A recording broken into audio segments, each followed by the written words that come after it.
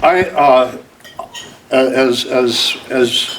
you've been warned, I'm going to talk about a podcast called Murder in Oregon, but which is a series just completed. It started in October, and it's about a murder, very important in recent Oregon history, the murder of Michael Franke, who was head of the Department of Corrections. He was stabbed to death outside his office building one night in, January 17th, 1989.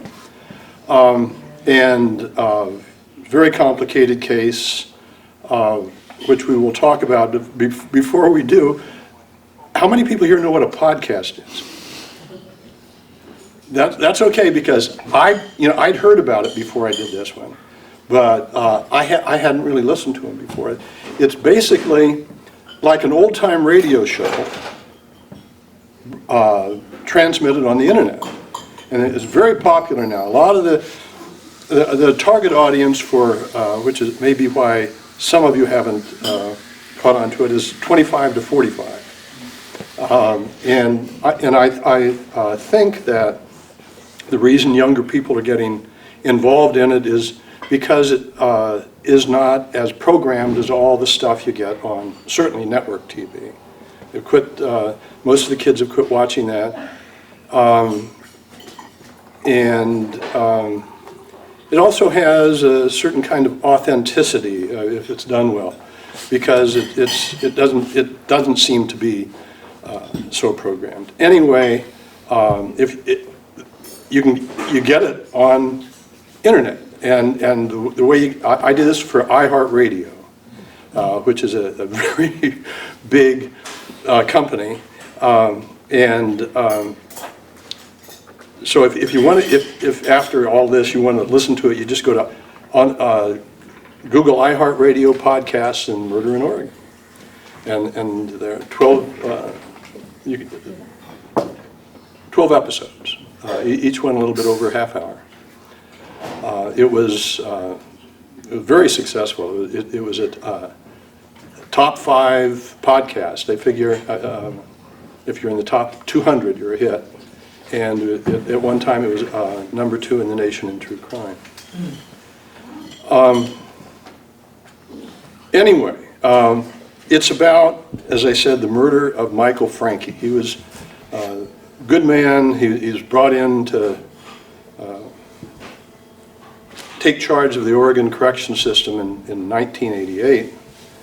And when he got here, he discovered that a number of his top officials were corrupt. They were engaged in all sorts of hanky-panky, including protecting the drug trade in the prisons, selling livestock out of the farm annex, and that had been going on for decades. It's a real problem with policing prisons. And it had been handed down for it was a generational thing. Cousins of cousins or family members protecting each other over the years.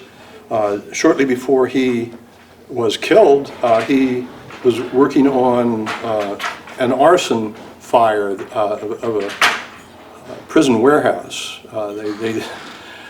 They'd moved all the heavy equipment out, set fire to it, and then claimed insurance on it, over $1 million there. So he was working on that. He was due to address the legislature the next morning, and we know now this was disputed for years. The people who covered this up denied that he could be investigating corruption in his department because there couldn't possibly be corruption in the Oregon correction system. And it is now easy enough to demonstrate that he was. And that in fact the next morning, the morning after he was murdered, he was supposed to address a legislative committee on just this thing. And in the last item, we have a picture of his whiteboard that he used to address his staff that night. It was a late meeting. And the bottom item was the A shed. That was what they called the warehouse that was burned down. And sometime after, the meeting lasted late, sometime after 7 o'clock he walked out, and no one really knows what happened to him. His body was found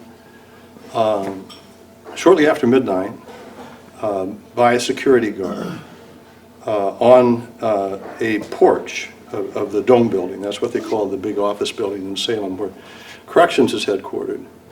The investigation was botched.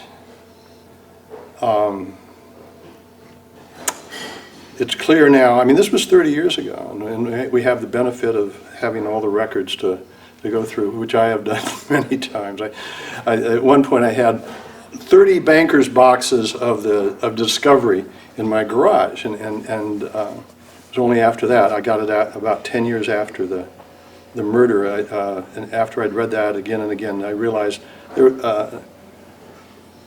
began to realize what had happened. But I was working, when this happened, I was writing a column for the Oregonian. It was like the Metro column 3 times a week. And my job was basically just to keep people entertained, tell them stories, and give the local politicians a bad time. When this murder occurred in Salem, of course, 50 miles south, it just hit me that none of the reporters on my paper, anyway, were doing a good job of covering it. There were just too many questions that needed answering, too many inconsistencies in the official word coming out of Salem. And so I started writing columns and just raising questions because I certainly didn't know the answers. And I wasn't the only one who was doing it. There was a good reporter down in Salem for the Statesman Journal, Steve Jackson, and Eric Mason, who was with Channel 6 at the time. He was doing a good job. But I was working for the Oregonian, which at that time was truly the big dog in Oregon journalism, and I was the lead columnist. So I drew a lot of fire from people who didn't want these questions raised. From the beginning also, the brothers of the murdered man, Kevin, it was Michael Franke who was the head of corrections. His brothers Kevin and Pat, but mostly Kevin, were raising questions too. And so I sort of teamed up with Kevin, who eventually moved out to Salem and tried to solve the brothers' murder. But what happened is that the very best thing you can say about it is that the state police investigation was no good. After about and not going to go into depth in that right now. I don't think you'd want to hear it. You should, if you're interested in this, check out the podcast because we certainly do go into it in some depth. But after about a year, and they hadn't arrested anyone, they fastened on a low-level tweaker, just what we used to call him anyway, a meth head, who was in Salem, thief and a small-time drug dealer, and made the case against him. They didn't have any physical evidence, nothing tying him to the scene of the crime. Never did. What they got was 7 or 8 so-called material witnesses who, after repeated polygraph tests, understood the story they were supposed to tell, and did. They actually got 2 to say that they had seen the stabbing take place. A hood named Shorty Harden, who'd been in and out of trouble in Salem forever, and had learned how to play the game, and a 17-year-old runaway girl who, after 23 polygraphs, finally figured out the story she was supposed to tell. Yeah, I mean, this is, it is really remarkable that this, I mean, the polygraphs were used to manufacture testimony. It's really obvious at this point, 30 years later. So what happened is that the guy they arrested, Frank Gable, put on trial, was given a very bad lawyer. Everyone in Salem knew he was a drunk and incompetent, and his business was going down the tubes. Frank Gable was convicted and sentenced to life without parole. And all this time, of course, the two brothers of the murdered man were raising hell with the press, with the officials through the press, and I was doing what I could too. And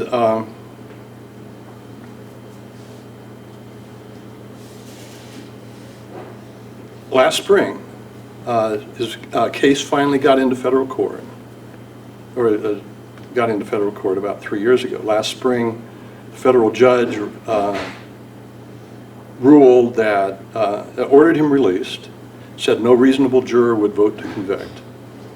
And all the, he said, based on the evidence that was available back then and the new evidence, which included the somewhat alarming fact that all the so-called material witnesses admitted they lied. So there's no case against him at all. He's out of prison, although the Department of Justice, Ellen Rosenblum, is appealing the judge's decision on technical grounds. There's absolutely no case against him, and everyone agrees that if he were to be retried, which is what the judge ordered, retry him or let him go, there would be no case against him. I mean, if you look back at it, there was no case in the beginning, but it was easy enough to be confused, I guess. But now there's absolutely no doubt about it. So that's what we talk about in the podcast. I don't know how many of you were familiar with the murder case of Michael Franke. I'm not sure just what you want to know about it, so let's just, open it up to questions. If anyone has any questions, I'll be happy to. Who brought this to the court again this time? I mean, what's the job? It was a habeas corpus petition, okay, in federal court, and the had a federal public defender who did a wonderful, wonderful job. She and her team worked on it. You usually never win these cases. I mean, it's usually just a sort of pro forma effort. She and her team of investigators worked on this, I think, for about 5 years. They did a wonderful job on it. And so, yeah, it was a federal public defender. Tell me a little bit about the production itself. Is this something you're doing in your office? Do you have... Oh, no. Are you telling the story, or do you have people representing characters, if you will? It's nothing I could have done on my own. I mean, it was a major league production. You'll see the production values are really good. And it was they sent up the division of iHeart that I worked with is called How Stuff Works. It was in Atlanta, and that's where the studio work was done. And it's scored. It's really pretty well done. You finish something like that, you always think of something you'd like to do better, but it was pretty good, I have to say. Do you write the script? Did you? Yeah, I did a very detailed script, and had to constantly monitor it. I mean, I was an executive producer, but the producer, Lauren Pacheco, who's a veteran of New York TV scene, was the chief narrator, and she was the one who asked the questions and had to work out all the differences between me and the guys who were putting it together. So I had to monitor that, and I was listed as a co-narrator on it. They finally got me to talk way more than I've ever talked before in my life. I listened to the whole thing. Oh, It was recommended to me. I had no idea that, I mean, I see you in the library all the time. I did not put that together at all. But it was really well done. True crime podcasts have been my newest running yeah. kind of background music. It's just, it keeps you going. You take your mind off what you're actually, the heavy breathing and the misery of actually running and just listen to the story. Yeah. But it was really, it's one of the best true crime podcasts that I've listened to. Well, thank you. It was very entertaining. It was good to hear a story set in Oregon, yeah, it was really well done. We had to, patiently await the last 2 episodes because we listened to the whole thing and then they hadn't been released yet. So, but finally finished it and yeah, really really great. I can't wait to hear more about the story and the release of Frank Gable and how that all kind of plays out. So. Yeah, he's waiting now. The state has appealed it, so it goes to the Ninth Circuit Court. I don't know what's going to happen. I mean, it's been a highly political case from the beginning, simply because of the breadth of the cover-up. And it wasn't just corrections officials, but it was state police who had been working with the corrections officials and knew damn well what the scams were. And it went all, everyone, I sort of had this intuition early on, but evidence has sort of confirmed it, that the reason that there was sort of an instant cover-up. I mean, that's one of the things that got my attention, first of all. Yes? In 1976, I was working in the Labor and Industries building on the Capitol Mall. And one evening, we heard a gunshot, and Holly Holcomb, who was the superintendent of the state police, was shot as he was leaving the public safety building, which is right across the Capitol Mall. And I was working in Salem, and we all wondered what it was all about, and we never really had any answers. That's true. And we may never get them on this, on the Holly Holcomb killing or on the Frank Gable killing. I mean, we make a pretty good case. I don't know, I should ask you what your conclusions were from what we said, but we put out enough information that you might be able, you could figure out who you might have done it, but we may never be able to prove who did it. It's 30 years gone by, a lot of people are dead, and no one wants to talk about a murder they've been involved in, that's for damn sure, because the statute of limitations doesn't run on that. That's right. Well, it definitely wasn't definitive by what you guys, what was on the podcast, but there was definitely, it never once pointed to Frank Gable. No, I mean, it was he wasn't there. He didn't know anything about it. Dog down the road. I mean, it had no. Yeah, he was a patsy. Relationship at all. Pure and simple. He was a patsy. And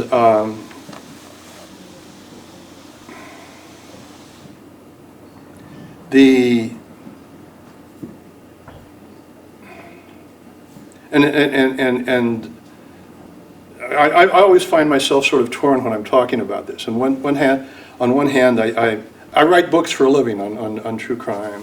I tell stories, and I have to admit I enjoy doing it.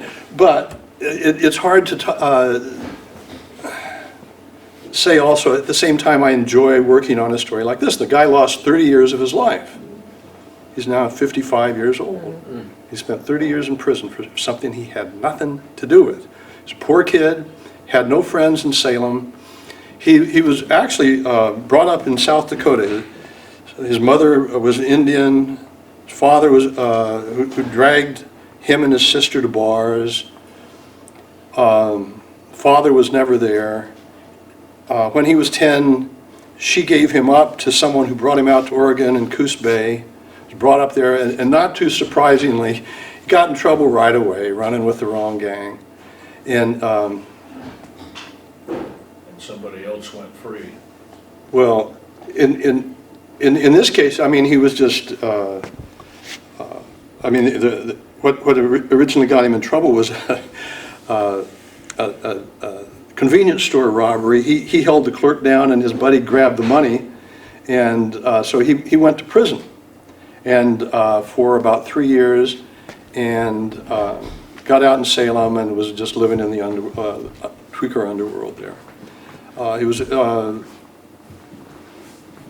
you know, people who work in the business run into people like this all the time, and they usually come to bad ends. I would say, just skipping way ahead, that I've been talking to Frank, and he's come out of it okay. I mean, he survived some really bad prisons. He survived being locked up and knowing very likely he would never get outside again. He was living, serving life without parole. And to do that, and to keep, and he thought of killing himself several times. I corresponded with him. Yeah. During the years I worked in Salem, they also closed Fairmont, which was the state mental hospital. Uh-huh. And all the inmates were supposed to go to residential care facilities, but they really went to the streets. Oh. And so those were really rough years, and it all predates what you're talking about. I wonder if it's connected. I'm not good at big picture stuff. I don't know. I just tell stories. I think I'm getting a You signal get a little here. bit of a hook here, for a last minute question or comment. I'm certainly intrigued to jump on board and, What are you working on right now? yes. I'm working on negotiating with iHeart for another podcast, and it's not easy. These guys are tougher than I am. But it's another case occurred just west of Salem in Polk County. A guy named Scott Cannon was convicted of a triple murder that he didn't do. And he's since been released. It was just junk science that got him convicted. And so what it's more than just another wrongful conviction story, but that's part of it. It's about his 9-year-old son, who was 9 years old when he was arrested, who never stopped believing in him. And it's about this sort of Spider Woman landlady who was the chief witness against him, who probably was involved in the murder herself. And he discovered while he was in prison, serving life without parole again, with no hope at all, that she was out there killing other people. So so now all I've got to do is convince iHeart or someone else. I mean, there are other big podcast companies out there that. So we'll see. Yeah. Do you have a favorite podcast you listen to? Do you listen to other true crime podcasts? Well, there's a company called Wondery that does really good stuff, and that's who I'm hoping to sell this to. They did one, Dirty John. I mean, they really know how to tell stories. And you worked on The Clearing too, right? Is that correct? On which? The Clearing? A little bit on The Clearing? People keep asking me about that. I guess I've talked to people for different podcasts, you know, because I've worked on different murders. That one's a good one too, though. Yeah, I guess they interviewed me and didn't pay me. I don't want to keep talking. No, we're good, I think. Okay. How about we go ahead and we'll say thank you to Phil. If you have any last comments, you can do that. But thanks again, appreciate Well, it. thank you very much.